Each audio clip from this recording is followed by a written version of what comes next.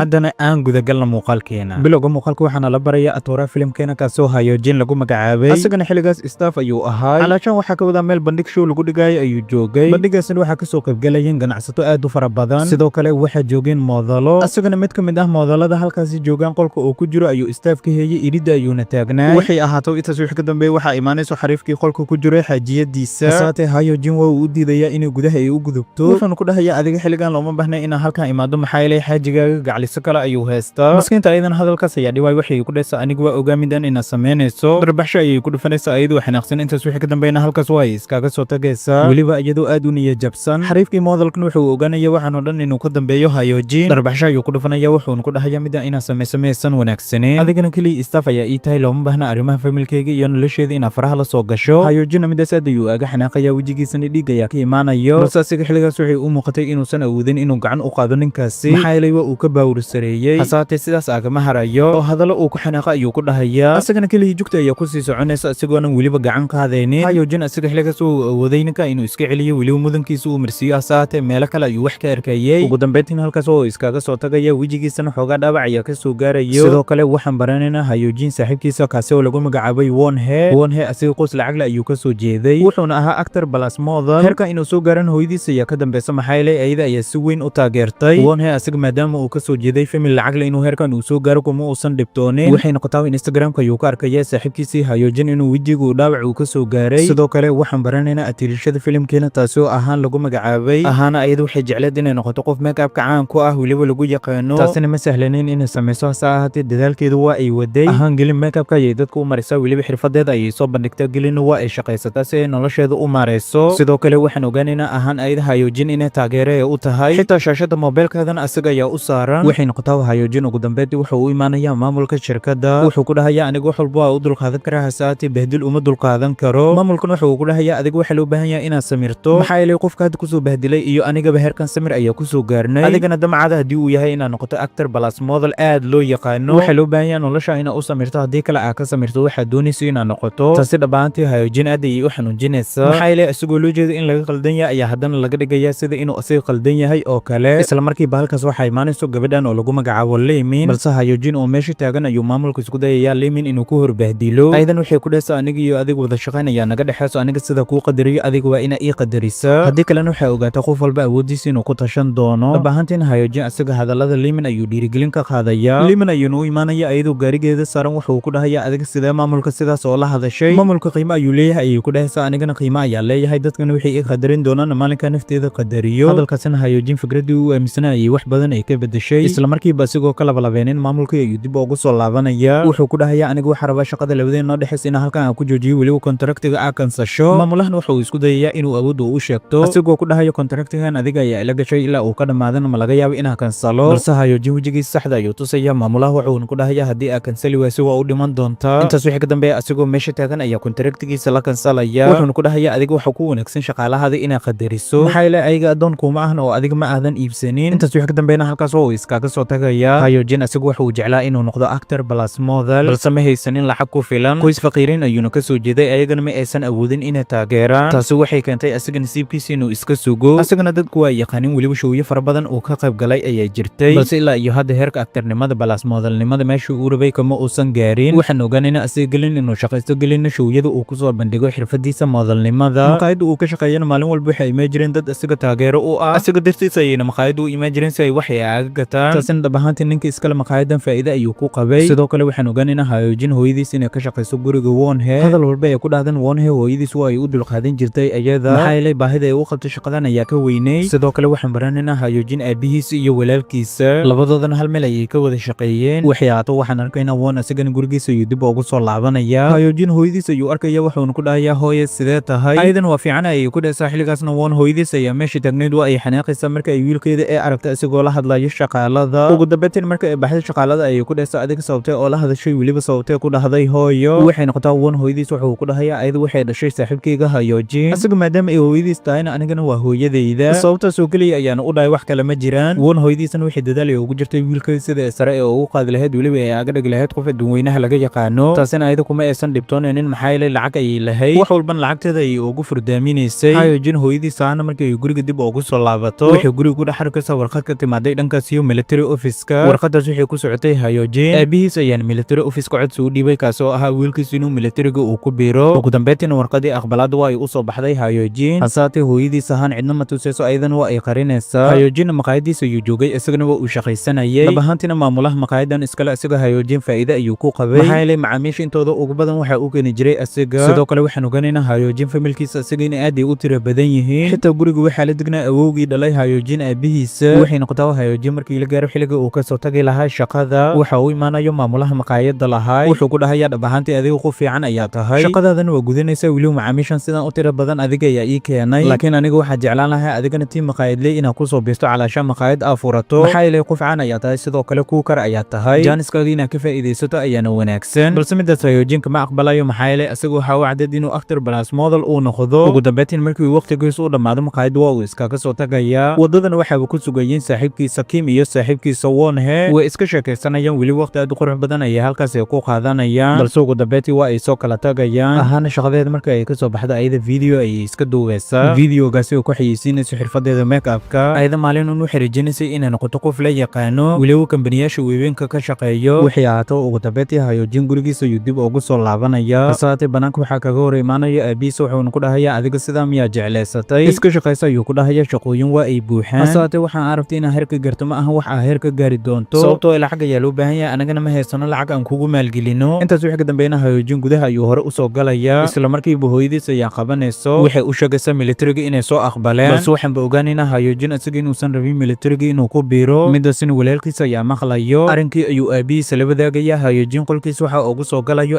aabihiisa. wuxuu ku dhahayaa adiga maratid inaad shaqaysatid sidoo kalena maratid inaad militariga ku biirtid maxaad damacsan tahay. iska shaqaysa ayuu ku dhahayaa nin weyn ayaa tahay. Hyojin isaga iyo awowgiisa hal qol ayay seexan jireen. awowgiisan wiilkiisa wuxuu rawo uu dareemaya hase ahaatee uma aysan muuqanin isaga inay u suurtagalayso. maxaa yeelay lacago aad u fara badan ayaa looga baahan yahay ayagana ma awoodaan lacagahaasi. dhab ahaantii ahaan iyo Hyojin keliya ayaga waxay ahaayeen rajo ku nool balse ahaan waxay si dhab ah u taageeri jirtay Hyojin crush ayayna ku ahay. waxay ahaato maalinka xiga Hyojin iyo saaxiibkiisa Won waxay imaanayaan meel show lagu qabanayo. meeshaas moodalo aad u fara badan ayaa joogeen. qof walbana xirfadiisa moodalnimada ayuu ku soo bandhigaya. shirkado aad u weyn ayaana ka soo qaybgalayeen showgaasi. qofkii ay ka helaan ayaga waa ay qaadanayaan qofkii ay ka helina halkaas ayay ooga tagayaan. sidoo kale halkaas waxaa joogeen ahaan iyo gabdho kale oo aad u fara badan kuwaas oo make-upka macalin ku ahaayeen. ayaga nasiibkooda ayay sugayeen maxaa yeelay weli ma jirin shirkad qaadatay iyaga. waxay ahaato Hyojin iyo Won waxay u imaanayaan laba gabdho isku agdhagnaa. labadaasi gabdho mid ka mid ah waxay ahayd ahaan Hyojin waxaa macquul noqonaysa inay ahaan ay u mariso make-upka. ayadana dhab ahaantii midaas waa ay aamini la'sanay maxaa yeelay qofay taageerto weliba crush ku tahay ayay make-up u marinaysaa. waxaana dhicayso ayada qaab aad u qurux badan inay make-upka ugu mariso. Won gabadhii make-up ku marinaysayna ayada banaanka ayay wax ka doonanaysaa. intaas kadibna isagu wuxuu ku dhahayaa kaalay make-upka aniga ii dhammaystir. ahaana waxay bilaabaysaa inay u dhammaystirto Won make-upka balse halkaas waxaa imaanayso gabadhii Won make-upka u marinaysay. ahaan ayayna ku qaqaylinayso waxayna ku dhahaysaa qof aniga macaamiilkayga sidee make-upka ugu marin kartaa. waxaan halkaas ku ogaanaynaa ahaan hogaamisadeeda inay tahay marwadani. ayadana midaas aad ay ku xumaanaysa. intaas wixii ka dambeeyna waa ay ka soo tagaysaa halkaasi. banaanka ayay isku imaanayso ayadoo ilmeynayso. ayada nafsad ahaanteeda ayaan isdhahayso aniga maalin uu nasiibkay waa uu isaacidi doonaa. intaas kadib teleefankeeda ayay soo baxsanaysaa. shaashadana Hyojin ayaa u saarnaa. waxay ku dhahaysaa adiga ayaa taageero ku ahay adiga ayaana kuugu daydaa. balse meesha Hyojin ayaa ka soo baxay waxuuna ku dhahayaa aniga ma iga heshay. ahaan waa ina xisaasa ahaatee may ayay ku dhahaysaa kaama helin. haddee sidaas tahay wuxuu ku dhahayaa sababta ay shaashada ii saaratay maxay tahay. laakiin waxay ku dhahaysaa adiga kuma aanan saaranin shaashada ee saaxiibkaada Won ayaa taageero u ahay asiga ayaana ii saaran. midaasina ayada boonta ayay aaga helaysaa maxaa yeelay shaashada waxaa u saarnay labadooda sawir ay iskula galeen. waxay ahaato Hyojin iyo ahaan halkaas ayay isku baranayaan. wuxuu ku dhahayaa aniga waa dareemi karaa marxaladda adiga marayso balse anaga haddii aanan lacag haysanin keliya nasiibkeena ayaa sugnaa. keliyana waa dadaalina haddii aan dadaalno waxaa laga yaabaa anaga inaan guulaysano. adigana hamigaaga marnaha karajirigin ayuu ku dhahayaa maalin inuu guulaysan doontaa. intaas wixii ka dambeeyay showgiisa ayuu dib ugu soo laabanaya. halkaas Hyojin badni qurux badan ayuu ku soo bandhigayaa. isagana wuxuu ka mid ahaa moodaliinta ugu halista badan halkaasi joogaan. sidoo kale waxaa soo labeynayay saaxiibkiisa Wonhe balse ilaa iyo hadda ma aysan jirin shirkad qaadanayso Hyojin. maalinka xiga Hyojin aabihiisa asigoo jooga goobtiisa shaqadiisa waxaan ogaanaynaa garabka inuu dhaawac uu ka soo gaaray. isagana waxay u muuqtay shaqadan inuusan sii wadi karin. Hyojin hooyadiisa aabihiisa iyo walaalkiisa dhammaantood waa ay shaqaynayeen. ayagana intaas waxay u sameynayeen noloshooda sida ay ku maareen lahaayeen. Hyojin guriga dadka joogaan kaliya waxaa ka jeclaa isagoo hooyadiisa iyo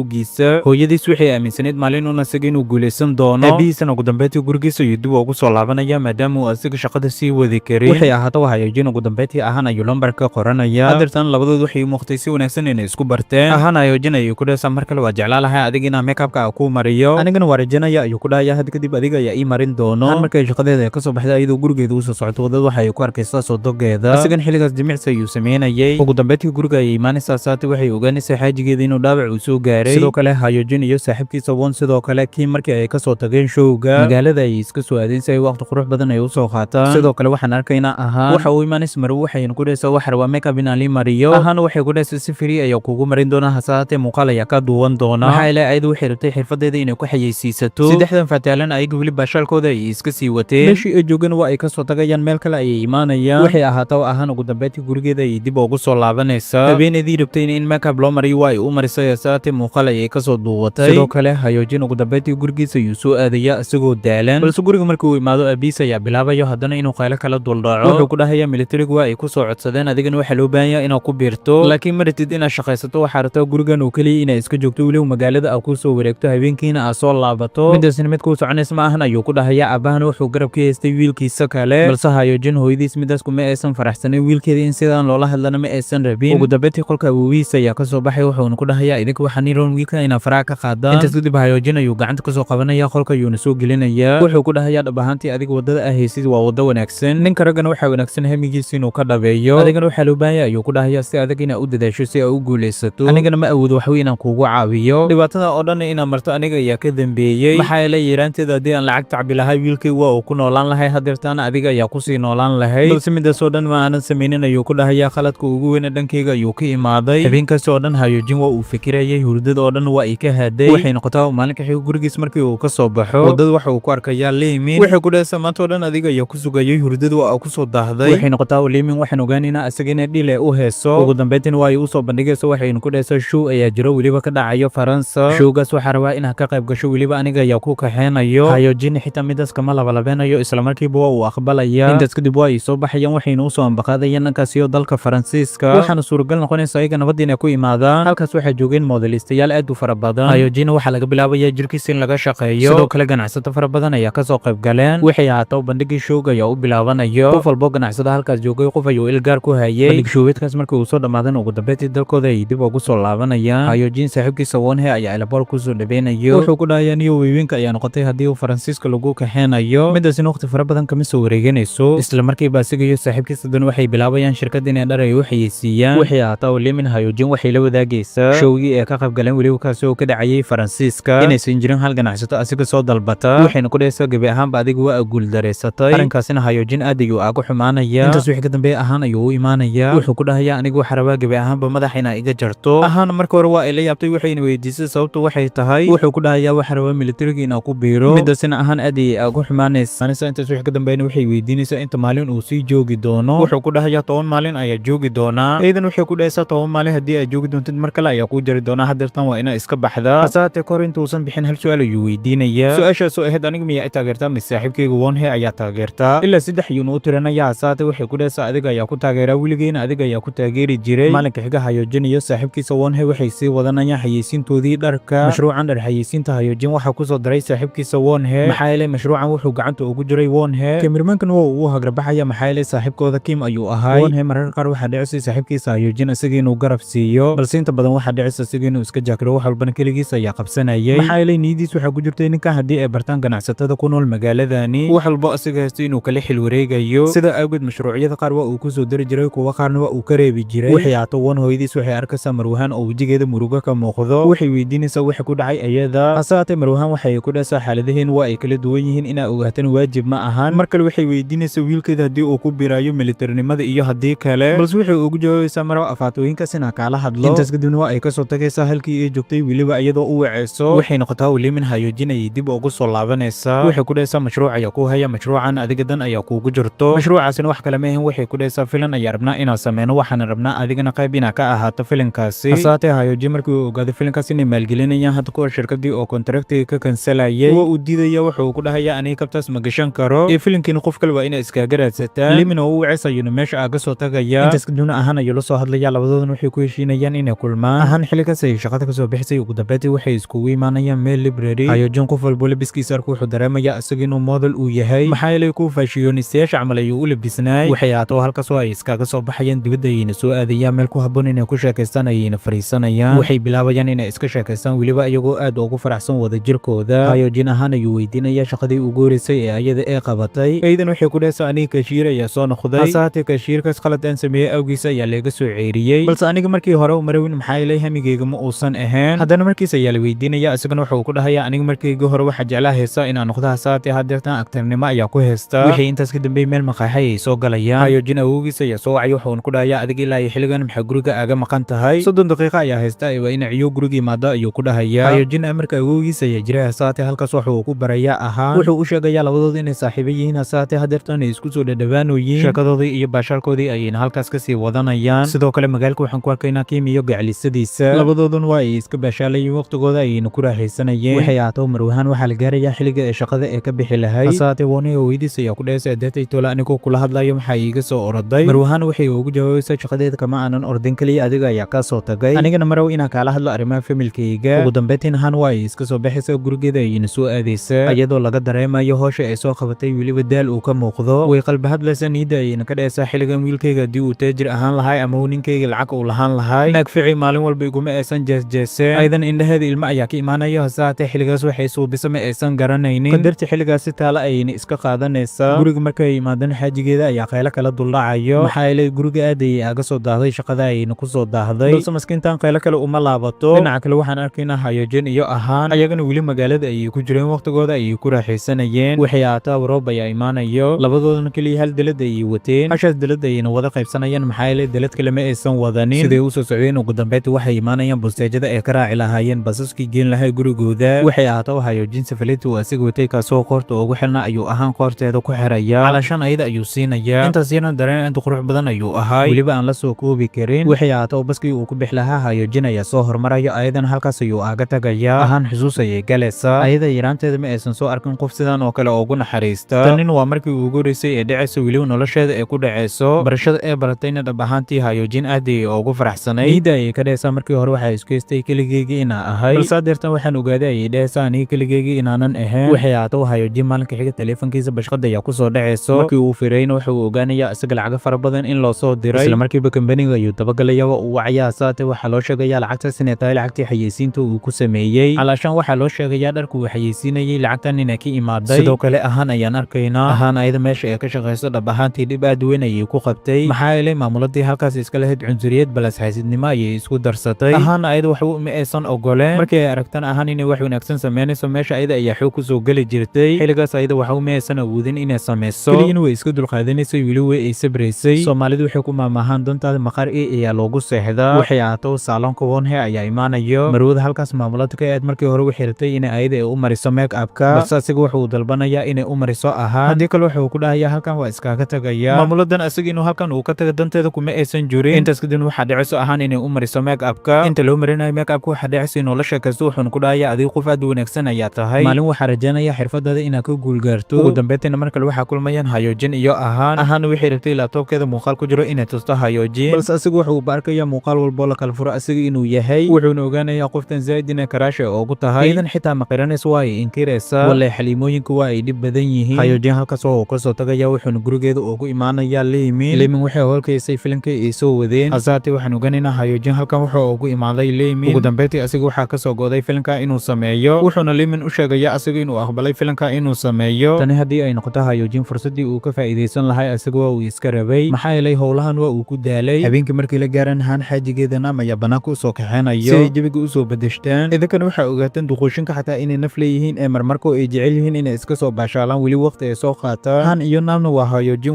waalidiintiisa. waxay ahaato Wonhe maalinka xiga hooyadiis ayuu hal su'aal weydiinayaa, su-aashaas oo ahayd hooyo adiga saaxiib ma leedahay? ha ayay ku dhahaysaa waa leeyahay. wuxuu ku dhahayaa adiga ma jeclaa lahayd saaxiibtaada inay maalin walba ay ku daba socoto? laakiin maya ayay ku dhahaysaa, anigana waa sidaas oo kale ayuu ku dhahayaa, looma baahna inaa maalin walba i daba socoto. subaxdiina Hayojin ka hor intuusan gurigiis ka soo bixin awowgiis ayaa ku dhahaya maanta balan ayaa leeyahay, labiska waa inaa iga saxdaa. ka hor inta labiska laga sixin awowga xoogaa Hayojin ayuu u faanayaa, wuxuuna ku dhahayaa waxaana adiga hadda samaynayso aniga mar hore ayaa soo samayn jiray, isteel ayaana ahaan jiray, moodalka magaalada ugu halista badan aniga ayaa ahay ayuu ku dhahayaa. xitaa qaab socodka loo socon jiray iyo ficilada la samayn jiray jiilkiis ayuu ugu faanayaa. ugu dambeyntiina guriga waa uu ka soo tagaya Leemin ayayna kulmayaan, waxaa loo sheegayaa filimka siduu u dhacayo iyo qaabka uu socdo. filimka sidoo kale waxaa ku jiray Wonhe. ugu dambeyntiina kontrakta ayaa laga saxiixayaa. Hayojin maalinkaas wuxuu guriga ku soo laabanaya kahor intuusan aabihiisa imaanin, hooyadiis ayuuna la wadaagayaa asiga filim inuu soo wado, laakiin maamada markii ay maqsho waa inay xisa maxaa yeelay wixii uu yid aabihiis inuusan u ogolaaneyn midaasi waxay aato ugu dambeyntii aabihiis ayaa guriga dib ugu soo laabanayo. Hayojin ayuuna ku dhahaya adiga diyaar soo matid militariga ayaa ku biiraysa balse Hayojin aabihiis ayuu ku dhahaya aniga waxaa rabaa filim cusub inaan soo saaro. Aabahan midaas waa uu ka xanaaqaya wuxuu bilaabaya inuu la dagaalamo Hayojin. Hooyadiis ayaa ka celcelinaysa mehe asiga wuxuu rabay inuu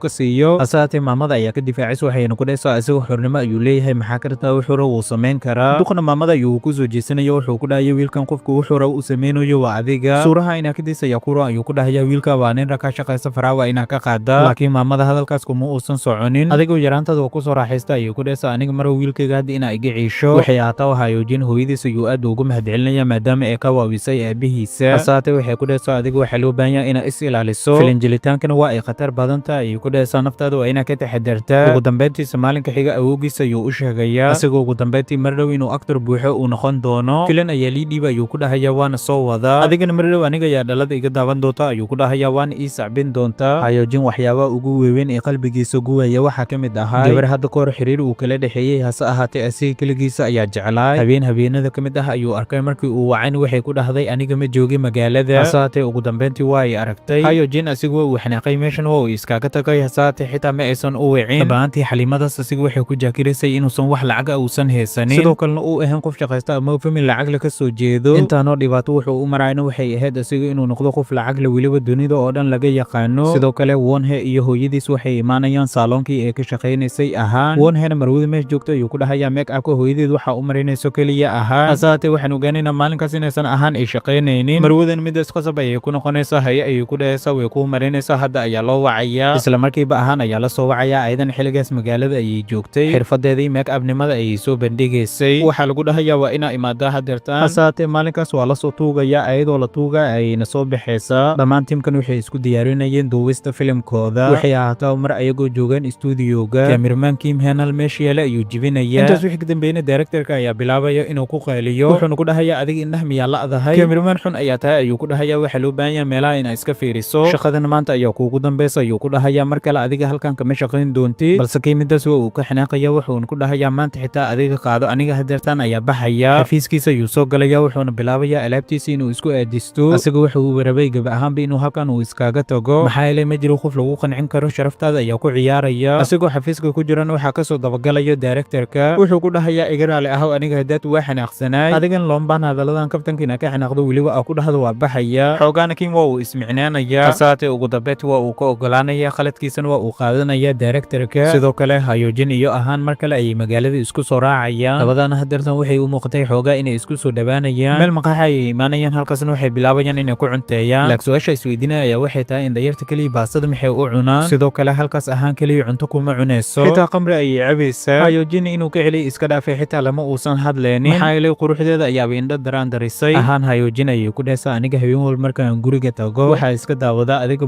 muuqaaladaada maxaa yeelay waxaa tahay qof aan aad u taageero weliba karaash a ku ahay meesha rabtay inaad nabad ku gaarta ayaa ku rajaynaya ayayna ku dhahaysaa ahaan dhab ahaantii ayada guusheeda markii laga soo tago sidoo kale wixii guul la jecleed Hayojin asagana midaas waa uu kaga mahadcelinaya. intaas wixii ka dambeeyna ayaga halkaas waa ay kasoo tagayaan waa ay soo baxayaan balse ahaan ayada socodka ayaa dhib ku ahay maxaa yeelay zaid ay wax u soo cabtay marna ayadu leemay gal rabto waxaa qabanayo Hayojin meel ay isla fariisanayaan isagana waa uu yaabanaay. dhab ahaantii waxaan ogaanaynaa Hayojin isaga ahaan inuu zaid uu aga helay duuqiisa ayayna ahayd waxay ahaato Hayojin awowgiisa habeenkii markii uu gurigiisa dib ugu soo laabto wiilkii uu dhalay Enam ayaa bilaabayo inuu ku qayliyo aabihiisa taasina waa arin lala yaabo. Nam asagana wiilkiisa ayuu garab ka haystay waxay ahaato Hayojin hooyadiis ahaan ayaa aad maskiin u ahay wax walbana ayada ayaa ka raaligelinayso. Hayojin iyo ahaan ayagoo wadada soo socdaan roob ayaa ku imaanayo xilligaasna ayagoo wax dalad ah ma aysan wadanin. ugu dambeyntiisa bus stationka ayay imaanayaan waxay ahaato maalinka xiga Hayojin iyo Wonhe waa ay soo raacayaan tijaabo caafimaad ayay lahaayeen ayagana tijaabadii caafimaad ayayna soo marayaan ayagana waxaa la ogaanaya wax cudur ah inaysan qabin. maalinkaas galabteeda Hayojin shootin ayuu lahaay maxaa yeelay filimka duwistiisa ayaa bilaabanaysay saaloonka ay ka shaqaynaysay ahaan ayaa la keenaya si loo hagaajiyo ahaan ayaana gacanteeda ku hagaajinayso. ugu dambeyntiina waa ay soo baxayaan asiga iyo Leemin. sidoo kale filimka dadka sameynayaan waxaa qayb ka ahay Baekdu kaasoo hadda ka hor u gacan qaaday Hayojin. labadoodan markay is arkaan gafuurka ayay isku taagayaan maxaa yeelay cil ayay isku qabeen waxay imaanayaan meeshii lagu sameynayay shootinka. Baekdu asiga dhab ahaantii aad ayuu aga cabsanayay Hayojin maxaa yeelay wuxuu ogaa ninkan inuu cil u qabo inuu beebeen ku hagareeyo ayuuna ka cabsanayay. shootinkoodii maalinkaas si wanaagsan ayuu ugu soo dhamaanaya waxaana dhacayso qof walba positionkiisa inuu adkaysto balse waxaan ogaanaynaa Hyojin intuu shootinkaas u waday asaga madaxa inuu dhaawac uu ka soo gaaray dhaawacaasi Baekdu ayaa u geystay sidoo kale halkaas waxaa joogay Wonhye iyo ahaan ayadu waxay ka mid ahayd qolada make-up artist-ka waxay aataa Hyojin mar asigoo ku jiro suuliga waxa ugu soo galayo maamulihii dhibka badnaa kaasoo tiisu lagu magacaabay uu u hambalyanaya wuxuuna ku dhahayaa adiga jilin aad u qurux badan ayaa meesha ku soo bandhigtay asaatee waxaan ogaanaynaa Hyojin asaga ninkan inuusan wax amaan uusan ka rabin wuxuuna ku dhahayaa aniga jilinkaas waa isku ogaay adiga looma baan hadirta inaa iiga hambalyeeso asigoo meesha taagan ayuuna ka soo tagayaa waxay aataa labadiis saaxiib ayaa u imaanayaan ahaan iyo Wonhye way u hambalyanaya maxaa yeelay asaga jilin aad u qurux badan ayuu meesha ku soo bandhigay Wonhye wuxuu iska soo jirayaan iyo aniga waaba ka masiiray inaa badda iga xirta ayaana ka cabsanaya ayuu ku dhahayaa sidoo kale Hyojin hooyadiis ahaan ayaan arkaynaa xilligaas gurigeeda ayay joogtay hasaatee markii ay soo quraacato waa ay soo baxaysaa waxayna soo aadaysaa gurigii ay ka shaqaynaysay dab ahaantii guriga Wonhye aad ayuu u weynaa Hyojin hooyadiisan waxay ahayd marwada keliya ee ka shaqayso gurigaasi howshaas ay ka qabanaysan gurigaas waxaa usii dheeraa jeejeeska Won hooyadiisa mar ayadoo ku jeejeysas waxay ku dhehaysaa adiga dhul masaxida aad ayaa u taqaanaa kuwo badan oo hore ii soo mareen waa ka fiicantaa ayay ku dhehaysaa maalinkaasi marwahaan dhaqsa ayay shaqada ka soo baxaysaa gurigeeda ayayna soo aadaysaa sidoo kale Hyojin iyo saaxiibadiis waa ay ka soo tagayaan halkii shootinka ay ku sameynayeen Hyojin hooyadiis ayaa la soo hadlaysa waxayna ku dhehaysaa maanta guriga kulan ayaa ka jiro adigana waa inaad soo dhaqsataa ugu dambeyntiin waxay go'aansanayaan isaga iyo saaxiibadiis inay kala baxaan ahaan Hyojin ayay ku dhehaysaa aniga adiga ayaa ku raacaya Hyojin waxa uu imaanayso Limin ayuu ku dhahayaa maanta gaariga aniga ayaa kaxeenayo sidoo kale ahaan ayaga ayay soo raacaysaa asagana faqiir wuu iska yahay ma ahayd darawalnimada macalin ayuu ku ahaay socod dheer kadibna ugu dambeyntii waxay imaanayaan halkii ay u soo socdeen markii ay gaariga ay ka soo deganayeen waxaa dhacayso mar Hyojin iyo ahaan inay isku soo dhawaadaan kaasoo labadooda dareenka ku sii kiciyay ugu dambeyntiina gaariga waa ay ka soo degayaan banaanka gaariga ayayna bilaabayaan inay ku sheekaystaan balse halkaas kuma wadahayaan waa ay ka sii tagayaan waxay aataa u maamulatiisu ayaan arkaynaa xilligaasi waxaa la joogeen laba nin oo asaga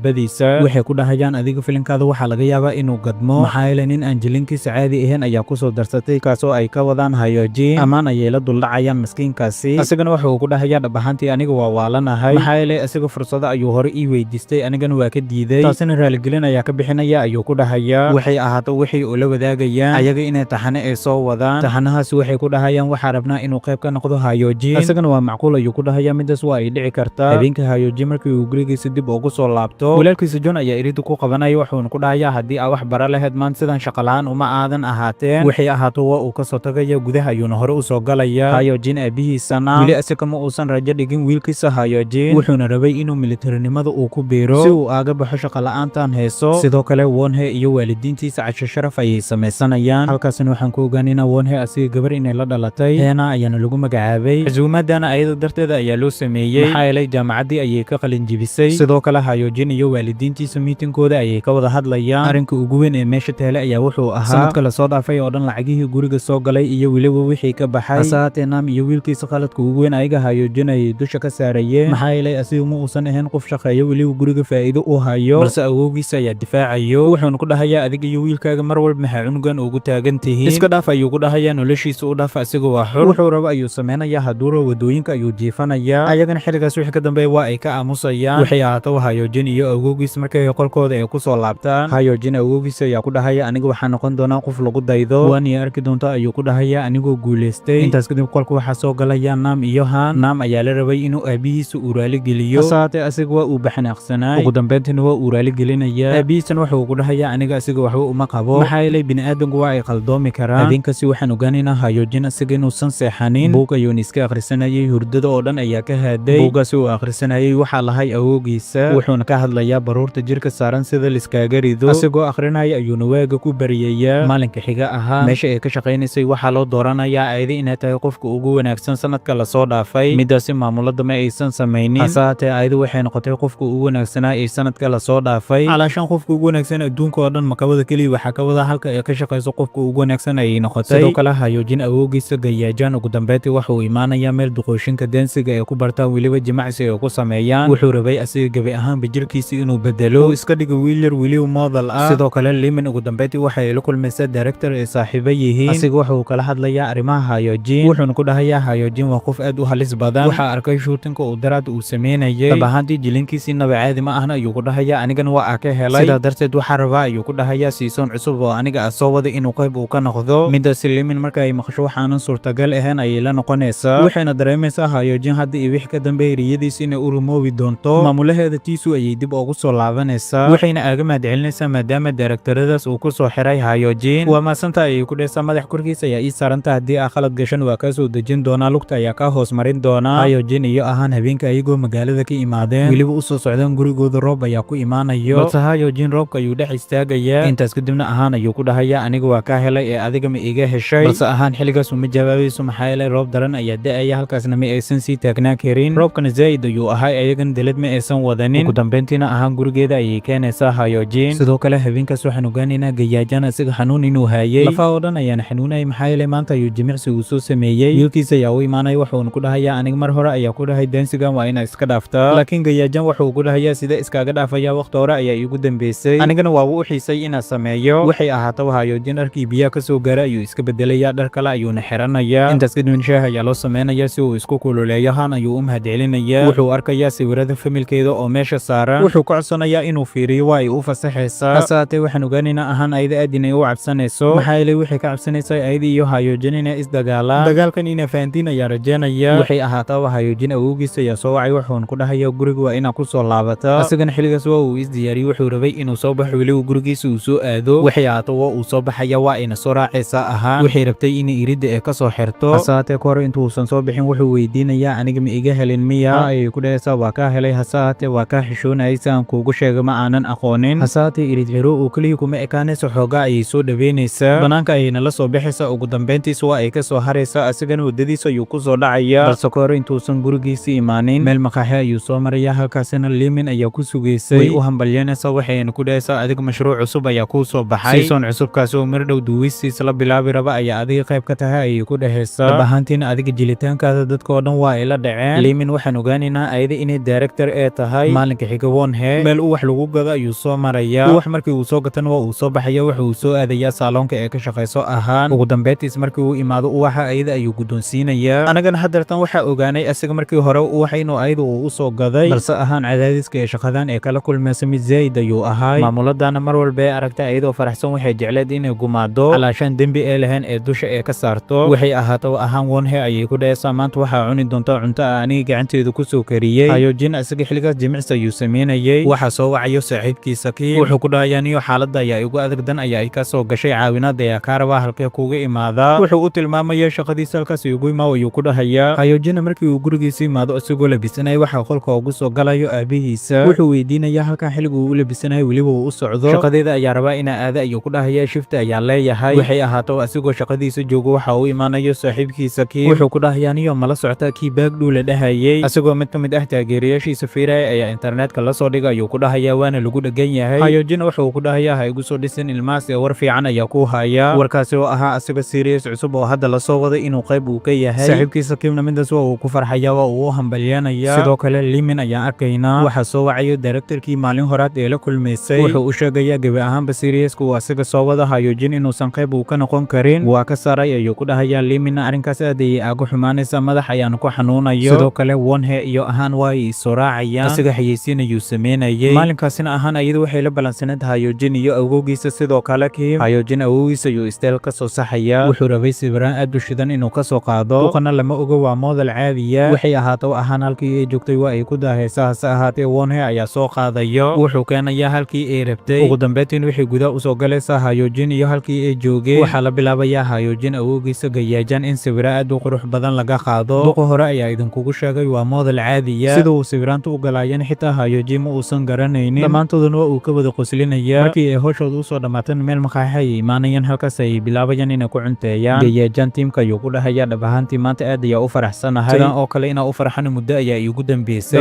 dhallinyarnimadeedan dhabtii cajiib ayay lahayd. tiisuna asiga waxaa madax xanuunjinayay muuqaaladii laga soo fasaxay baagdhuu muuqaaladaas oo ahaya muuqaalo boonti laga helay wuxuuna ka cabsanayay filimka uu asiga soo waday inuu saameeyo. xilligaas xafiiskiisa ayuu joogay balse waa uu ka soo tagaya gurigiisa ayuuna usoo ambaqaadaya. hase haatee baakinka gabaarida Limin ayaa ku qabanayso waxay ku dhahaysaa la wajiile ayaa tahay maskiinka maxasidan oo ku galaysa asagana mustaqbal ayuu leeyahay. hase haatee tiisu asiga waxaasoo dhan qof aanan maqlaynin ayuu iska dhigayaa. Limina dhab ahaantii aad ayay u xanaaqaysaa balse iyadoo meesha taagan ayuu aaga soo tagayaa. ayada waxaa welwel ku haya hadeertan sida ugu sheegi lahayd Hyojin talana faraheeda waa uu ka baxay waxay samaysa ayay la'sanay. maskiinta habeenkaas ilma ayaa ka imaanayso maxaa yeelay waxay dareemaysaa maskiinka asiga in la cunsuriyeynayo waxay samaysan ma aysan garanaynin asigana waa uu la soo hadlayay. tiisuna ugu dambeyntii waxa uu la kulmayaa baagdhowtiisu ayuu ku dhahayaa adiga arrintan ka welwel la'aaw filimkaagana ma laga yaabo inay kaa saamayso ayuu ku dhahayaa aniga igu kalsoono sidoo kale Hayojin ahaan ayuu gurigeeda keenayaa balse xoogaa ayay gaariga dhexdiisa iskaaga sheekaysanayaan waxay ahaataba sheeko dheer kadib ugu dambeyntii waa uu soo kaxeenaya irideeda ayuuna keenayaa balse waxaan boogaanaynaa labadooda gaariga dhexdiisa inay noogu soo heshiiyeen maxaa yeelay ahaan guriga ee galas keliya ayadu waxay rabtay inay dharkay iska soo bedesho shaleemo ayayna soo aadayaan intaas wixii ka dambeeyey shaleemada xilligaasi cidla ayay ahayd waxaana dhacaysa si qoto dheer inay iskugu soo dhawaadaan ahaana aad ayay u xishoonaysay waxay samaysana ma aysan garanaynin maalinka xiga Limin waxay taleefankeeda ku arkaysaa misidkoola aad u fara badan misidkooladaas waxay ka imaadeen dhanka Hayojin qabe oo la hadasha ayada ma aysan garanaynin sidoo kale Hayojin iyo saaxiibkiisa Kim waa ay kulmayaan Kim saaxiibkiisa Hayojin ayuu u sheegayaa asaga inuu rabo inuu guursado gabadha uu guursado markii uu weydiin waxa uu ku dhahayaa Wonhee walaashiisa waaye Hayojin waa uu dhaxayaa adiga Bester ayaa taa ayuu ku dhahayaa maxaa yeelay meel laga filnaynin ayaa ka soo baxday waxaan ogaanaynaa Kim iyo Wonhee walaashiisa inuu xiriir jecel uu ka dhaxeeyo isla habeenkaasi marka la Hayojin waxa uu wacayaa Limin balse sidaas la mid ah lagama qabanayo asiga marar badan ayuu ku celcelinaya hase ahaatee lagama qabanayo maalinka xiga subaxda ayuu ku soo dheelmanaya gurigeeda waa ay ka furaysaa ugu dambeyntii gudaha ayuu u galaya waxay ahaataba Limin ugu dambeyntii Hayojin waxay u sheegaysaa seriously asiga in laga saaray taasin aniga qaladkeeda melihi ayay ku dhahaysaa Hayojin maalinkaas waa uu calool hadlaya wuxuu ku dhahayaa tani aniga ma igu cusbo marar fara badan ayaa leegu sameeyay hase ahaatee maalinka noqotaba aniga maalin un sare waa u soo kici doonaa mashruucan laga saaray Hayojin taxanahan waxaan ogaanaynaa inay ka dambeyso Wonhee hooyadiisa ayadoo ka welwelaysa ninka amuu sare u soo kacay wiilkaadan uu hoos noqdaa taasi awgeeda ayay aaga saartay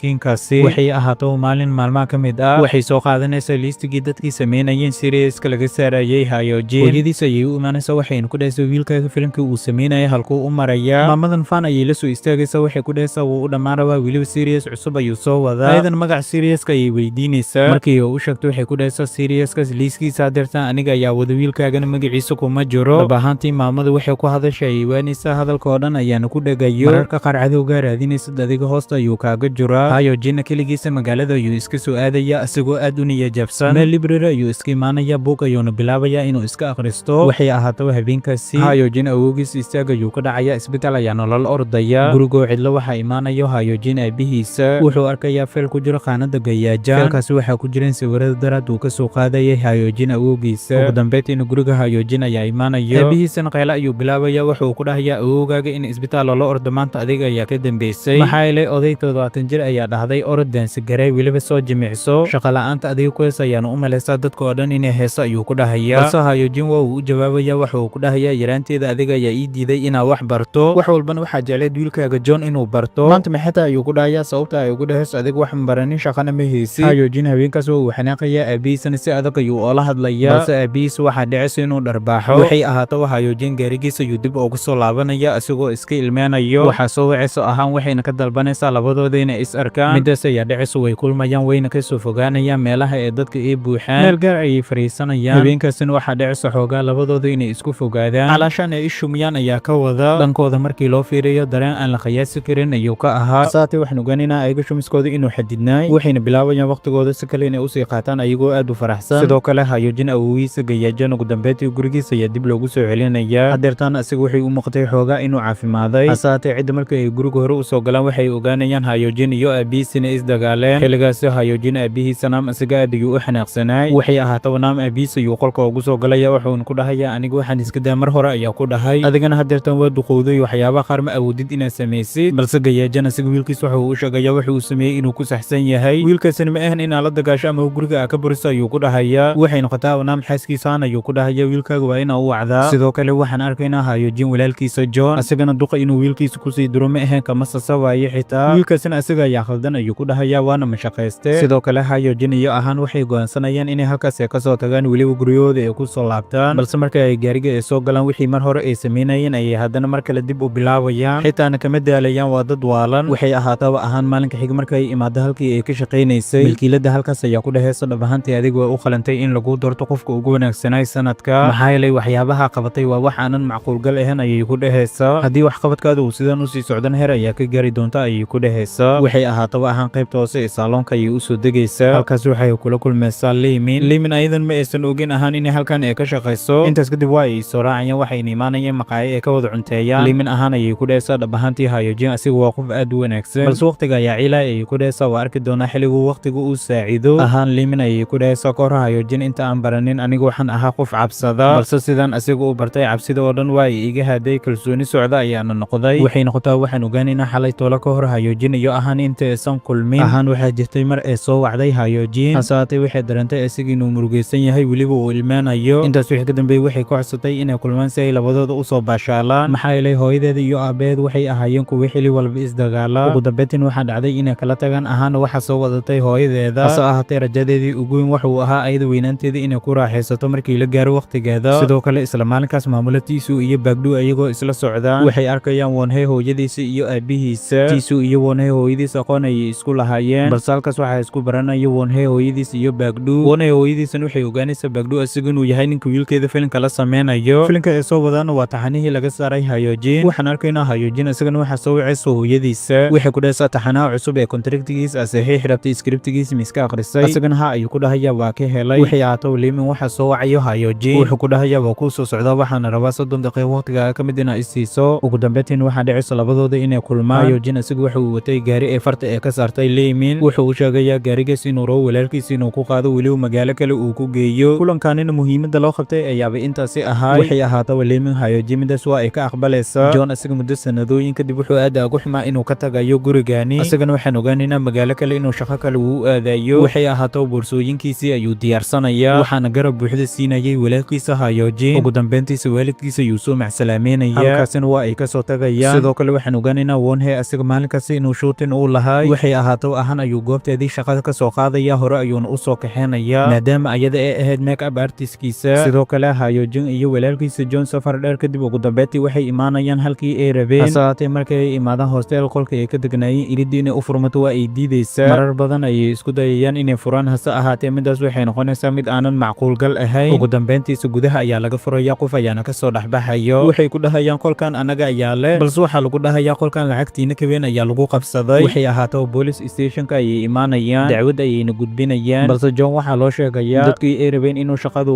u qabto heshiiskiisii inay kansaleen weliba qof kale ee keensadeen asagana midaas aad ayuu ugu xumaanaya waa uuna xanaaqaya waxay ahaato waa ay ka soo tagayaan halkaasi sidoo kale ahaan ayadoo joogto goobta shootinka email ayaa u soo dhacayo emailkaas qol company ayaa u soo diray maamul companyga ayaana la hadlayay wuxuu ku dhahayaa dhab ahaantii qaab shaqadaada waa ka helnay haddii ay suurtagal tahay waxa rabaa ayuu ku dhahayaa inaan kula kulmo si ay labadeena wada shaqeyn inoo dhex marto ahaana waxay uu meesha ka soo tagaysaa Wonhee oo shootinku u dhammaanin Wonhee hasaatee wuxuu ogaanayaa ahaan in meeshaan ay ka tagtay markii uu shootinku u soo dhammaado balse wuu ka soo dawbaxayaa lugihiisa ayuuna soo kala furaya orod ayuu isoo taabanaya ugu dambeyntii meel aad uga fog halkii ay joogeen ayuu ku arkaya keliyana sababtuu u soo dawraacay ayaa ahayd wuxuu ku dhahayaa keliya waxaa rabay bye bye inaan ku dhaho intaas kadibna waa ay kala tagayaan waxay ahaato Hayojin iyo walaalkiisa John gurigooda ay dib ugu soo laabanayaan waalidkooduna waxay ogaanayaan John kontraktigiisii in la kansalay taasina iyo jab aad weyn ayay u keentay John gurigan inuu ka baxan aad ayuu ugu xumaaya haddii dib ayuu hadeertan ugu soo laabtay liimin dadaal fara badan kadib ugu dambeyntii ayada waxay ku guuleysatay taxano cusub inay ku soo darto Hayojin ugu dambeyntii midaas asiga ayay la wadaagaysaa weliba taxanahaasi duulka uu ku jilay wuxuu ahaa asigoo dhakhtar ah Hayojin arrinkaas aad ayuu ugu farxaya Hayojin dadaalka ugu badan asiga naftiisa gelinaya markii laga soo tago liimin ayaa labeenaysay maxaa yeelay meel walba madax ayay u gelinaysay si asiga mashruuce ugu hesho sidoo kale ahaan ugu dambeyntii waxay la kulmaysaa maamulihii xalay toole la soo hadlayay asigana Jini ayaa lagu magacaabay wuxuu ku dhahayaa shaqadaada aniga waa ka helay haddii ay ii ogolaanaysan waxaa jeclaa lahay inaan wada shaqeyno hasaatee ahaa midaas waa ay ugu farxaysaa waxayna ku dhahaysaa welcome sidoo kale Hayojin waxa uu la kulmayaa howlwadeenadii filimka cusub ee asiga lagu soo daray interview koowaad ee la yeeshtaan asiga waa ay ka helayaan marwahaan ayadoo shaqadeedii gudanaysa mar waxa uu imaanaysa Wonhee hooyadiisa waxay ku dhahaysaa wiilkaaga filimka cusub ee loo dhiibay shootinkiisa ma bilaabay hasaatee marwahaan ayada midaas ma way aysan ka warhaynin Wonhee hooyadiis waa ay ogeed marwahaan midaas inaysan ka warhaynin balse waxay rabtay wiil iyo hooyadiis inay madax ay isku geliso waxay ahaato habeenkii Wonhee Kim iyo Hayojin waa ay kulmayaan waxay bilaabayaan inay iska sheekaystaan hasaatee si dhaqsil halkaas waxaa aga tagayo Kim sheekadan waxa dhexda ka sii wadayaan Wonhee iyo Hayojin ugu dambeyntiisa Hayojin Wonhee wuxuu la wadaagayaa asiga mashruuc cusub inuu helay Wonhee wuxuu ku dhahayaa Maxamidas waa mid aad loogu farxo waxay ahaato labadooda waa ay soo kala tagayaan Hayojin ahaan ayaa sugaysay ayada dhankeeda ayuuna soo aadayaa ugu dambeyntiisa waxaa dhacaysa labadooda inay kulmaan isla habeenkaasi Hayojin shootinkiisa ayaa u bilaabanayo isbitaalkii shootinka lagu sameynayay ayuuna imaanayaa duulkii loo dhiibayna qaabkii loo baahnaa ayuu aga soo baxayaa bas filimkaas keliya waxaa ka dhibneed inta yar uu ku soo biirayo Hayojin ugu dambeyntiina waa uu soo baxayaa shaashadaha ayaa lagu soo fasaxayaa maamula Tisu sidoo kale Wonhee hooyadiisa dhammaan waa ay fiirsanayaan filimkiisa sidoo kale awowgiisa Gayajan ayaa daawanayo asigana aad ayuu ugu farxaya markii uu arko filim uu soo saaray wiilku awoowaha u yahay Hayojin. filimkiisii koowaad wuxuu noqonayaa mid laga wada helo weliba gadma. lacagtiisa ugu horey ee soo gashan asiga gaari ayuu kusoo iibsanayaa. sidoo kale Limin ayaa soo wacayso, waxay u sheegaysaa asaga mashruuc cusub inuu u soo baxay calaashan taxane cusub oo hadda kadib la soo saari rabo inuu qayb ka yahay ayay u sheegaysaa. Wonhee iyo Baekdu taxaniye ee soo wadeen ugu dambeyntii ayagoo uu bilowday tiisuu asiga awoodaha labadan rag ayuu isku geeyey wuxuu rabay faa'iidadooda inuu arko. sidoo kale Wonhee hooyadiis ugu dambeyntii waxay u hambalyeynaysaa Hayojin, waxayna u sheegaysaa filimka uu soo saray inaba inuusan caadi ahayn. sidoo kale waxay weydiinaysaa taxanihii hore meesha uu ku dambeeyo, balse wuxuu u sheegayaa taxanahaas in laga saaray asiga walle maba oga in laga saaro qoftii ka dambeysay inay ayada ee tahay. hadeertan waxay u muuqatay Limin iyo Hayojin ayaga inay wada ee u furantay, weliba guulo fara badan ayaa u soo carfayeen. waxay ahaato ahaan waxay soo booqanaysaa kambaniga cusub ee soo dalbanayeen, waxay rabtay qaabkay u shaqeeyaan iyo dhammaan tuuliskooda in isha ay ku soo xado. sidoo kale Gayajan markii uu imaado halkii dansiga uu ku baranayay aad ayaa loo soo dhaweynaya, waxaana loo sheegaya asaga fursad shaqo in loo hayo. maamulada halkaas ayaanu ku dhehaysa anaga waxaa aragnay sawiraan aan adiga gashay, weliba kuwaasoo ahaayeen sawiraan aad u qurux badan waana ka helnay, sidaa darteed anaga waxaa go'aansanay xayeysiin inaan noo samayso. asagana midaas waa uu aamini weynaya, hasaate wuxuu u muuqatay inuu aqbalayo midaasi. waxay ahaato Wonhee hooyadiis misaan ayay ku dhehaysaa wiilkan ayaamahan zaa'id waaye mashruucyo fara badan ayuu helayaa, adiga miyaa u duceysa ayay ku dhehaysaa. balse Mrs. Han ayada ma aysan rabin arrimaha familkeeda inay kala hadasho. waxay ahaataa Limin guriga Hayojin ayay soo istaajinaysaa gaari bacda markaas laga fiiqay. asiga ayaa soo baxay, waxay ku dhehaysaa adiga hadda kadib shootinada kan ayaa lagugu geen doonaa. aabihiis iyo walaalkiisana dabaqa sare ayay ka fiirinayeen ayagoo indhaha taagayaan. sidoo kale ugu dambeyntii waxaa soo baxayo Hayojin filimkii uu la waday Baekdu. sidoo kale filimkaas waxaa ku jiray Wonhee, waxay ahaato filimkooda ayay xayeysiin u sameynayaan. xilligaasi dhammaan shacabku waxay indhaha ku wada hayeen Hayojin, maxaa yeelay superstar hadda nalka u darmaayo ayuu ahay. waxaan ogaanaynaa Baekdu iyo maamulatiisu horumarka uu gaarayo Hayojin inay aad iyo aad u xun yihiin, qaabay asiga ay ku joojiyeen ayayna ka wada fikirayeen. midaas waqti dheerba kama soo wareeganayso. Hayojin sidoo kale ugu dambeyntii waxa uu bilaabanayo shootinkii filimkiisa cusub, kaasoo lala damacsanaa xili hore inuu soo baxo. waajibaadkii la saarayna sida loo baahnaa ayuu u gudanayaa. waxay ahaato Hayojin waxaa soo waceyso ahaan, waxay u sheegaysaa ayada inay rabto meesha aabaheeda inay aado. haye ayuu ku dhahayaa. ugu dambeyntiina maalinka xiga ayay soo baxaysaa, waxayna soo aadaysaa guriga aabaheeda. hasaate waxaa dhacaysa ayada habeen inay imaado. aabaheedana guriga ayada ayaaba aaga soo horeysay, balse wuxuu imaanayaa xili ayada ay joogto. aabaheeda markii uu arko gabadhiisa uu weynaatay aad ayuu ugu farxayaa. wuxuu ku dhahayaa dhab ahaantii caruurnimadada cajiib ayay ahayd, waqtigana si dhaqsila ayuu ku orday ciyoobana waa weynaatay. habeenkaasina sidaas ayuu ku dhammaanayaa. waxay noqotay ugu dambeyntii ahaan waxay bilaabaysaa aabaheeda inay la quraacato. ahaan aabaheeda wuxuu bilaabayaa inuu waaniyo. wuxuu ku dhahayaa adiga hadeertan waxaa noqotay qof weyn, waxaana loo baahan yahay inaad guursato weliba ilma aad dhasho, balse kahor waxaa u baahan tahay ayuu ku dhahayaa ganacsi aad adiga leedahay inaad samaysato. hadeertan xirfad waa leedahay ayuu ku dhahayaa oo make up artist ayaa tahay. waxay noqotaa in lacag oo ayada oo ku talagalay ayuu farta ka saaraya. lacagahan wuxuu ku dhahayaa yaraantaada ilaa hadda ayaa ku aruurinaya, lacag kale u raadsa ayuu ku dhahayaa meel ganacsi waa inaad ku furataa, waayo u shaqaynta bini'aadanka waa guul aanan hadaf lahayn. ahaana talada aabaheeda aad ayay oo ku farxaysaa. sidoo kale Wonhee ugu dambeyntii aabihiis ayaa gacanta ku dhigayo. waxaa lagu dhahayaa adiga keliya waxaa adiga rabta ayaa samaynaysaa, uma muuqatid qof rabo inuu hadafkiisa uu ka dhabeeyo. sidan wax ka bedel ayuu ku dhahaya, shaqooyinka waa inaa xooga saartaa, naftaadan ku kalsoonow ayuu ku dhahaya. intaas kadib wuxuu dib ugu soo laabanaya xaaskiisa. wuxuu ku dhahaya wiilkan waa inaa suurada ka deesa, wax walba adiga ayaa u sameynayo. asagana waxaa loo baahan yahay nin rag inuu noqdo weliba meel iska soo saaro. waxay ahaato Wonhee waxaa soo wacayo Baekdu. wuxuu ku dhahayaa ayaantan saaxiibkaaga waa u jeedaa xuf ayuu ku socdaa, balse waa la joojin doonaa ayuu ku dhahayaa haddii uu joogsan waayey. hasaatee Hayojin waxaan ogaanaynaa ayaga hadalkooda inuusan welwel uu ku haynin. asagana shootinkiisa ayuu iska watay, filimkiisa cusub ayuuna ka shaqahayay. wax walba waxaa kaga weynad guushiisa oo meel yar aaga muuqato. ugu dambeyntiina ahaa magaaladeeda ayay dib ugu soo laabanaysaa. Hayojin ayay soo wacaysaa, waxayna ku dhahaysaa aniga maanta oo dhan sida guri u raadinayay waa daalay, hadeertan ayaa guri helay ayay ku dhahaysaa. waxaa rabaa inaa fiiriyo. ahaan ayada waxay rabtay guriga ay degantahay inay kasoo guurto, balse shaqo cusub ayaa u soo baxaysa oo Wonhee ayaa u imaanayo. gurigeedan waxaa aaga soo hormarayo Hayojin, cuntadii labadooda cuni lahaayeen ayuu u sii karinaya. waxay ahaataaba ayadoo daalan ayay gurigeedii imaanaysaa. ahaana halkaas waxay ku ogaanaysaa Hayojin xitaa asaga inuu kuukar u yahay. waxay noqotaa labadooda oo faraxsan weliba si wada jir ayay ku wada cunteenayaan. intaas kadib labadooda waxay bilaabayaan inay daawadaan filimka uu soo saaray Hayojin. waqti aad u qurux badan kadibna ugu dambeyntii Hayojin waa uu kasoo tagaya guriga ahaan, gurigiisa ayuuna soo aadaya. maalinka xiga waxaan arkaynaa Hayojin awoogiisa iyo hooyadiisa, labadooda waxay aad ugu faraxsanayeen mashruucyada cusub oo helayo wiilkooda Hayojin. taasi waxay kaga dhigneed ayagoo arkayaan guushiisa. ugu dambeyntiina waxaa soo baxaya filimka cusub ee la wada sugayay, kaasoo aktarka ahaa Hayojin. habeenkaasi Hayojin isagoo filanin ayaa la soo wacaya. waxaa loo sheegayaa sanadkan aktarka ugu wanaagsan weliba ugu saameynta badan inuu asaga uu ku guuleysanayo. farxadaasi keliya xilligaas waxaa la dareemaysay ahaan maxaa yeelay ayada ayaa ag joogtay. waxay ahaato ugu dambeyntii waxa uu imaanayaa halkii xalfadii ay ka dhaceysay. sidoo kale halkaas waxaa imaanayaan waalidiintiisa balse walaalkiisa lama uusan soconin waa uu ka soo haray. sidoo kale halkaas waxaa joogeen Wonhee Bagdu iyo maamulatiisu. Hyojin Bagdu iyo maamulatiisu waa uu jaakiraya. waxay ahaataa ugu dambeyntii Hyojin wuxuu la kulmayaa guddiga dhiibayo abaalmarinta. waxaa loo sheegaya guuleysta sanadkan inuu isaga uu yahay. Bagdu maamulatiisu ayuu wuxuu ku dhahayaa guuleysta sanadkan haddii aniga noqon waay caaw gurigayga uma hooyan doono. ugu dambeyntiin waxaa lagu dhawaaqaya guuleysta sanadka. guuleysta waxaa noqonayo Hyojin. dareenkaasina dareen aad u farxad badan ayuu ahaa. wiil yar da'diisa weli aysan gaarin 30 sano. adduunkana hami weyn ka lahay weliba damacsanaa inuu wax badan uu ka qabsado. kaasoo hamigiisa lagu garabsiin waayey weliba lagu midibta kooray. bal muxuu dareemi lahay maalin maalmaan ka mid ah haddii uu isaga uu noqdo midka ugu wanaagsan ee sanadkaas wax soo saara. ugu dambeyntii abaalmarinta gacanta ayaa laga saarayaa dhammaanna waa loo hambalyaanayaa. Hyojin halkaas waxa uu aaga mahadcelinayaa hooyadiisa iyo awowgiisa kuwaasoo markii guushiisa lagu dhawaaqay iska ilmeeyeen. sidoo kale Wonhee saaxiibkiisu inuu guuleysto aad ayuu ugu farxaya. waxay ahaato sawiro xusuus ayay halkaas ay ku galayaan. farxadan keliya waxaa helaan dadka qaar oo u qalmaan. ugu dambeyntiina isagoo abaalmarintiisa wata isaga iyo waalidkiisa gurigooda ay dib ugu soo laabanayaan. waxay ahaato islaabin kasta uu soo baxaya wuxuuna soo aadaya guriga Limin. ugu dambeyntiin waa uu imaanaya markii uu gaarigiisa uu baakinka uu soo dhigto. isagoo u soo socda abaartigii ee degneed Limin waxaa soo wacayeen booliska. waxay u sheegayaan in ganacsada kaasoo Jarle lagu magacaabay inuu geeriyooday. isagana midaas aad ayuu aagan xaya. intaas wixii ka dambeeyay waxay ku dhahayaan Britol saldhigga booliska waa inay imaadaa. maalinka xiga Hyojin isla markii uu qoraxda arkab wuxuu soo aadayaa dhankaas iyo saldhigga booliska. saaxiibkiisa Wonhee ayaa soo wacay wuxuuna ku dhahayaa waxaa arkaa saaxiibkaaga Jarle in la dilay. ha ayuu ku dhahayaa aniga midaas xalay tola ayaa maqlay hadeertan waxa uu sii socdaa saldhigga booliska. waxay ahaato waxaan arkaynaa Hyojin hooyadiisa Mrs. Ha. xilligaas ayada iyo gabar la dhalatay waxay joogeen meel supermarket weyna ka adeeganayeen. dhabaantii Hyojin hooyadiis waxaa loo cadeynaya wiilkeeda inuu qof caan uu yahay. naga meeshka adeeganayeen ayaana saf u soo galayaan si ayada ay u salaamaan. wajigeeda ayay aqoonsadeen oo waxay ogaadeen Hyojin hooyadiis inay tahay. waxay ahaato Mrs. midaas waa ay aamin weynaysaa ayadan waxaanan macquulgal ahayn ayay la noqonaysaa. maxaa yeelay dad aysan weligeeda arkin ayay arkaysaa weliba salaamayaan. walaasheedan waxay ku dhaysaa midan waa ay iska dhacdaa. adigana haddii wix ka dambe salaantan waa u bara doonta ayay ku dhaysaa maxaa yeelay qof caan ayaa gurigiina ka soo baxay. xitaa Hyojin aabihiisana saaxiibadiis waa ay maamusayaan weli waa ay weyneynayaan wayna u hambalyaanayaan maadaama hadeertan wiilkiisu uu yahay actor dhammaystiran weliba uu ku guuleystay actorkii ugu saameynta badnaay sanadkaasi. ugu dambeyntii Wonhee hooyadiis waxay ogaanaysaa Hyojin saaxiibkiisa Jarle inuu geeriyooday. Jarle asiga qof ganacsada ayuu ahaa weliba zaid waxay iskugu dhawaayeen Hyojin. waxay noqdaa ugu dambeyntii Hyojin waxa uu imaanaya saldhigga booliska. interview ayaan lala yeelanayaa maxaa yeelay Hyojin habeenkii la guddoonsiinayay biladda actorka ugu wanaagsan sanadka. habeenkaasi saaxiibkiisa Jarle ma uusan joogin midaas ayaana shaki dhalisay. waxay noqotaa Limin ayaa u imaanaysa ugu dambeyntiina halkaas waa ay ka soo tagayaan. Limin Hyojin waxay ku dhaysaa adiga looma baahna mida inaad samayso maxaa yeelay aniga ayaa maneejaradaada ah. sidoo kalena adiga abukaata ayaa leedahay. kaligaa ma ahan ayay ku dhaysaa inaad saldhigga booliska iska tagto weliba lagu wareysto. filmaan fara badan duwistooda inay u yaalaan ayayna u sheegaysaa. waxay ahaataa Hyojin midaas oo uu ka raaligelinaya Limin waxaan ogaanaynaa ayada inay tahay Hyojin maneejaradiisa. waxay noqotaa Wonhee waxa ay kulmayaan ahaan ugu dambeyntii ayada waxaan ogaanaynaa shaqadii ay ka shaqaynaysay inay ka soo tagtay. hadeertan waxay furtay iskuul ee ardayda ay ku barayso sida make-upka loo marsado. bilaawista iskuulkeedan ayada arday fara badan ayaa u imaanayaan. inay ardayda isla qabsadaan waqti fara badanba kuma qaadanayso oo horey ayay iskala qabsanayaan. ayada ulajeedkeedu wuxuu ahaa haddii wixii ka dambeeya lugaheeda inay ku taagnaato. sidoo kale Hyojin walaalkiisa John ayaan arkaynaa isagana shaqo siduu u raadinayba uu daalay balse ugu dambeyntii wejiga walaalkiisa Hyojin ayuu shaqo ku helay. waxay ahaato howlwadeenada kambaniga uu ka shaqaynaya ayaa u wacayaan. intaas wixii ka dambeeyana waxay ku dhahayaan adiga walaalkaada inuu caan yahay xitaa uma malaysid miya. waxay noqotaa waxay ku dhahayaan anaga shaqo waa ku siinay hase haatee hal mid ayaa rabnaa inaa noo samayso. midaas oo ah hal maalin walaalkaa shirkadeena inuu imaado isaguna waa isku dayaya ayuu ku dhahayaa. xilligaas Hyojin xafiiskiisa ayuu joogay waxaana la joogay maneejaradiisa iyo darawalkiisa. waxay ahaato walaalkiis waxa uu ka soo hadlayaa gruubka ee familka ay ku jiraan. wuxuu u sheegayaa cawada inuu kulan oo jiro. sidoo kale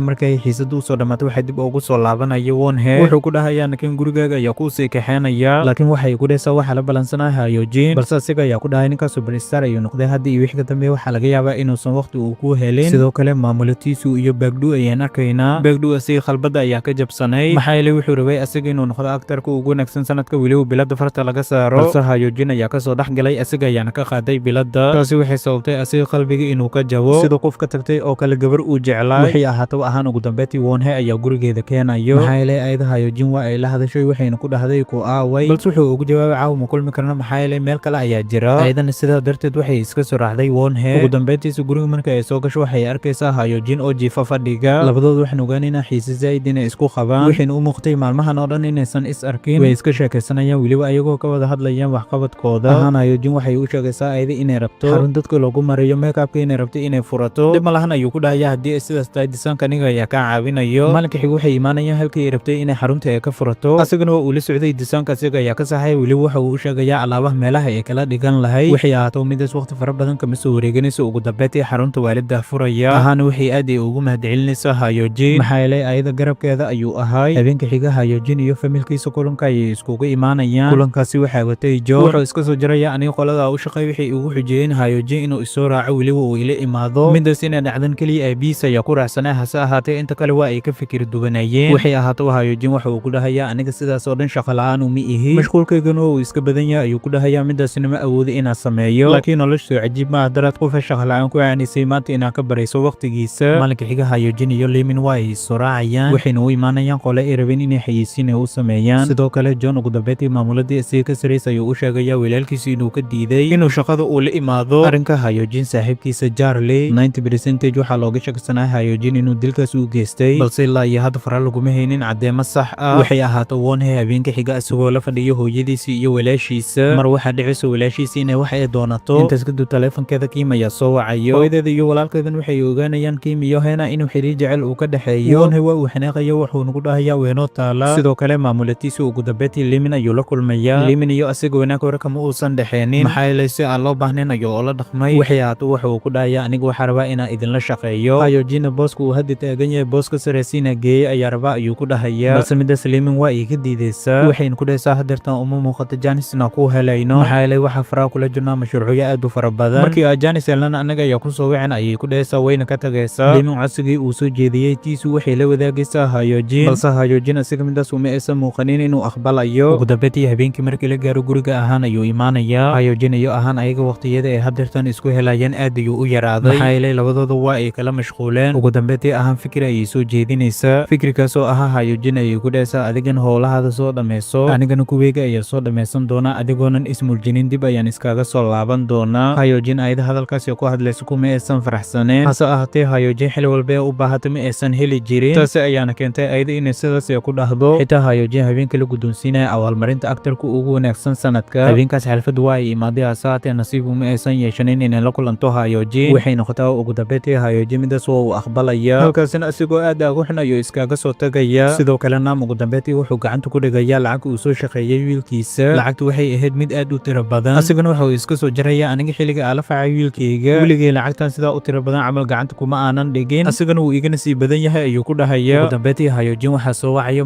maamulatiisu wuxuu ku codsanayaa labadooda inay wada shaqeeyaan anigana waxa uu ku dhahayaa waa ogaaday inaan qaldanahay waxaan sameyn waa ka qoomameynaya ayuu ku dhahayaa haddii aan ogaa lahay inay sidaan dhacayso ma aanan sameeyeen hadeertaan hal mar iyo ogolaw ayuu ku dhahayaa inaan wada shaqeyno balse Hayojin wuxuu ugu jawaabayaa aniga ayaa ku soo wacayo xilligaas Hayojin filan ayuu duwayay waxay ahaataa maalinka xigta waxaa shootan isla sameynayeen Hayojin iyo saaxiibkiisa Wonhee balse waxaa dhacaysa Wonhee asiga dialoogkii loogu talagalay sida loo baahnaa inuusan u gudanin qaladaad aad u fara badan ayuuna sameynayaa marar kala duwan ayaana lagu celcelinayaa balse ugu dambeyntii bareeqaat ayaa lagu dhahayaa sidoo kale waxaan arkaynaa directorka asiga inuu ka xanaaqay Wonhee maalinkaas labahantii Wonhee Hayojin caloosha ayuu hurinaya maxaa yeelay wuxuu dareemay saaxiibkiisa si garab qabasho fara badan inuu u baahan yahay meel walbana asiga xoog ayuu ku geli jiray hooyadiis ayaana u fududeyn jirtay taasina waxay keentay maanta markii ay dhabta imaaday inuusan isbixinin Wonhee Hayojin iyo Kim ayaga saddexdooda yaraantooda waxay ahaan jireen isku iskuul weliba saaxiibo ayay ahaan jireen waxay ahaataba Hayojin waxa uu go'aansanayaa saaxiibkiisa Wonhee inuu caawiyo maadaama uu asiga jilinka experience fara badan uusan ka haysanin sidoo kale Hena ugu dambeyntii Kim waxay la kulansiinaysaa hooyadeeda Hena hooyadeeda Kim ayay bilaabaysaa inay la sheekaysato waxay ku dhahaysaa adiga iyo Hayojin sidoo kale Wonhee saaxiibo ayaa tihiin maxaa kuugu kalifay Wonhee walaashiisii inay shukaansato maamadu waa ay xanaaqaysaa gabadheeda ayayna meel gaar ah ugu wacaysaa waxay ku dhahaysaa wiilkan waa inay iskaga hirta balse Hena waxaan ogaaneynaa ayada Kim inay zaid u jeceshahay Hayojin hooyadiis iyo aabihiisana ayaga waxay bilaabeen meelaha lagu iibiyo dharka qaaliga inay ka adeegtaan walla ciidan waa ay u fariisatay Hayojin maalinkaas mar asigoo u socda meel ay shootin ay ku lahaayeen project weyn oo centerka magaalada ku yaal ayuu waxa uu ku arkayaa muuqaal asiga laga soo sameeyay weliba muuqaalkaas waxaa laga hadlayay asiga inuu ka dambeeyo dilka Charlie arrinkaas Lemin ayuu la soo wadaagaya wuxuuna u sheegayaa inay xaliso Lemin intaas wixii ka dambeeyay arrinkaas waxay kala hadlaysaa abukaatada Hayojin iga soo xali igana soo afjar ayay ku dhahaysaa arrinkan waa uu dheeraaday sidoo kale Lemin waxa uu imaanayso ahaa ayadan kaliya halkaas waxay u imaaday wixii rabtay inay xaaladda Hayojin ay ka wareysato waxay noqotaa waa ay ka soo tagaysaa gurigeeda ayayna soo aadaysaa waxaan ogaanaynaa ahaan ayada inay u xisay Hayojin xitaa saaxiibkiisa Wonhee wonhe waa ay weydiinaysaa balse wuxuu ku dhahayaa ninkaas superstar ayuu noqday hadeertan lagama warhayo nolosha Hyojin sidii hore waa ay iska bedeshay markii hore meel walba uu maray ma aysan jirin cid daneynayso balse hadeertan qof walba arka camera ayaa oo la soo cararaya ama inuu sawir la gala ama inuu sawir ka qaado sidoo kale waxaan ogaanaynaa Hyojin asiga xadaa zaid inuu ugu xiisay ahaan kaligiis inuu qol oo iska gala ayuu iska ilmeynaya asagoonan aqoonin wax uu sameeyo inuu wacdo ayuu rabay haddana waxaa dhacaysa inuusan awoodin midaasi waxay ahaataa islaabinkaas oo uu soo baxaya guriga ahaan ayuuna soo aadaya ugu dambeyntii waxaa dhacaysa ahaan inuu kula kulmo banaanka dhab ahaantii labadood waxaan ogaanaynaa zaid inay iskugu xiiseen weliba aysan kala maarmin maalinka xigana goobteeda ganacsiga ayuu ugu imaanaya si ay makeup ay ugu mariso maxaa yeelay shootin ayuu lahay isaga shootinkiisa markii uu soo dhammaado gurigiisa ayuu soo aadaya habeenkii markii uu la soo casheeyay familkiisa uu soo baxaya wuxuu la balansanay saaxiibkiisa Wonhe iyo Kim Wonhe markii uu guureysay uu ku imaarka isaga wuxuu rabay inuu la dagaalo balse Hyojin ayaa soo dhaxgalay waxay ahaataaba Kim ugu dambeyntii halkaas oo iskaga tagaya Hyojin iyo Wonhe ayaan isku soo harayaan ayaga ayaan iska sheekaysanayaan Wonhe saaxiibkiisa Hyojin ayuu u sheegaya nolosh sidii hore inay iska bedeshay wax walbana si aanan u maleejirin ayay noqdeen ayuu ku dhahayaa animada Hyojin familkiisa wax badan ayay ka bedeshay maxaa yeelay ayaga macal noloshooda waa ay isbedeleen Hyojin ugu dambeyntii awoogiisa Gayaan ayuu dhil u soo helaya dhilkaasi uu xayeysiin uu ku sameynayo sidoo kale Gayaan halkuu xayeysiinta uu ku sameynayay waxaa joogay aabihiisa directorka halkaasi joogay han uma uusan maleynin inuu yahay Hyojin aabihiisa balse midaas waxaa u sheegayo Kim asagana markii uu ogaado Hyojin aabihiisa inuu ninkan uu yahay Salaan ayuu la soo boodaya sidoo kale maamulatiisu iyo Baekdu ugu dambeyntii labadood waxaa dhacaysa inay isku hor imaadaan weliba ay isku soo jeestaan maxaa yeelay waxaa dhacday labadoodaba inay fashilmaan kontraktigii ka wada dhexeeyay ayayna halkaas ku wada kansalayaan waa ayna ku kala tagayaan kuwii laqdabo ku heshiiyeen lilahay kuma wada joogi karaan Hyojin canimadiisa adduunka oo dhan ayay gaartay wuxuuna mutaysanayaa in la siiyo shahaado sharaf weli wareys ayaa laga qaadaya maalin qura cid isdhehaysa ma aysan jirin Hyojin ayaa sidan oo dhan caan u noqon doono balse qof walbo hamile haddii uu dadaalo waa uu gaaraa halkii uu rabay waxay ahaato Wonhe ugu dambeyntii hooyadiis ayuu kulan la yeelanayaa wuxuu ku dhahayaa dhab ahaantii aniga hooyo wax walba araw markii ay ii sameynaysay weliba awoodaada iyo lacagtaada ugu kaashanaysay anigu waxaan u maleeyay wax wanaagsan inay tahay balse dhab ahaantii waxaan ogaaday ayuu ku dhahayaa qof walbo gacanta laga qabto weliba loo sameeyo wax walba uu rabo aakhirkiisa meel cidle inuu soo istaago keligiisa taasina way dhacday ayuu ku dhahayaa filimaan fara badan ayaa aniga ka soo muuqday haddana sidaas ay tahay filimaantaas waa lee caabin jiray oo keliya aniga dialogue inaa liidhii weligay kama aanan soo bixin waa ku xuma ayuu ku dhahayaa hadda iyo wixii ka dambeeya waxaa rabaa aniga reglimadeeda inaa soo saaro weli wax walba aa qabsado adiga nolosheeda aadan waxba ku caawinin intaas wixii ka dambeeyna in yar dhar uu asaga leeya ayuu boorso ku soo ridanaya hooyadiis ayuu maxsalaameynaya wuxuuna ku dhahayaa safar ayaa aadaya hase ahaatee waa soo laaban doonaa balse dhowr saac kadib hooyadiis markii ay qolkeeda ay soo gasho waxay arkaysaa warqad uu wiilkeeda uu u reebay warqadaas wuxuu ugu sheegayay asaga nolosheeda inuu ka fogaaday wuxuuna go'aansaday asaga ragnimadiisa inuu kaashado weliba noloshiisa uu meel ka soo saaro halkii uu rabana uu gaaro maamadan ooyin ayay afka furanaysaa waxayna ogaanaysaa ayada khalad inay gashay nolosha caanimada Hyojin si waa uu ugu faa'iidaysana waa uu ugu khasaaray waxay ahaato maalinka xiga asaga iyo waalidkiisa meel bandhig ayay imaanayaan bandhigaas awoogiisa Gayaan ayaa abaalmarin lagu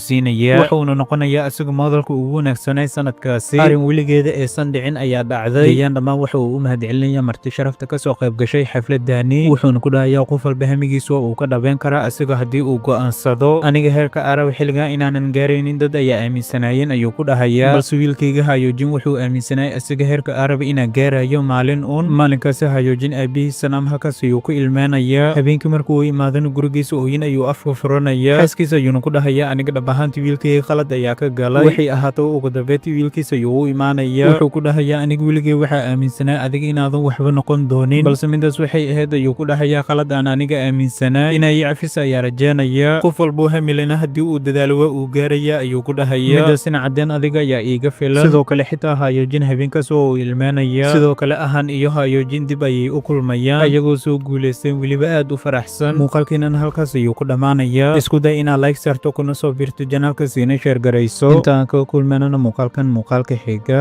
nabada